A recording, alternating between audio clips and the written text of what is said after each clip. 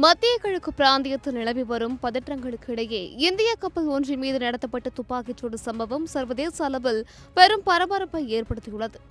Hormuz ஜலசந்தி வழியாக பயணித்துக் கொண்டிருந்த இந்திய கொடி ஏந்திய VLCC ரக பிரம்மாண்டமான சூப்பர் டேங்கர் கப்பல் மீது திடீரென துப்பாக்கிச்சூடு நடத்தப்பட்டுள்ளது. ஈராக்கிலிருந்து சுமார் 20 லட்சம் பேரல் கச்சா எண்ணெயை சுமந்து வந்த இந்திய கப்பல் இலக்கு வைக்கப்பட்டிருப்பது இந்தியாவின் எரிசக்தி பாதுகாப்பிற்கு விடுக்கப்பட்ட நேரடி அச்சுறுத்தலாக பார்க்கப்படுகிறது. இந்த சம்பவத்தை தொடர்ந்து இந்திய வெளியுறவுத்துறை அமைச்சகம் டெல்லியில் உள்ள ஈரானிய தூதரை நேரில் அழைத்து தனது கடும் கண்டனத்தை தெரிவித்துள்ளது.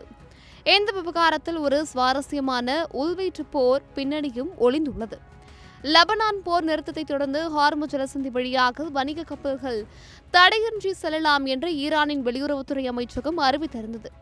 ஆனால் ஈரானின் அதிகாரமிக்க அமைப்பான புரட்சிகர காவல் படை அதாவது IRGC இந்த முடிவை விரும்பவில்லை என்று கூறப்படுகிறது. ஒருபுறம் அமைதி என்று அரசு கூறினாலும் மறுபுறம் ராணுவம் தனது கட்டுப்பாட்டை நிலைநிறுத்த முயற்சிப்பதுதான் இத்தகைய தாக்குதல்களுக்கு காரணமாக இருக்கலாம் என்று அரசியல் வல்லுநர்கள் கருதுகின்றனர். இந்த துப்பாக்கிச்சூடு சம்பவம் ஈரானின் அரசுக்கும் அதன் ராணுவத்திற்கும் இடையே ஏற்பட்டுள்ள மிகப்பெரிய விரிசலை உலகிற்கு படம் பிடித்து காட்டியுள்ளது.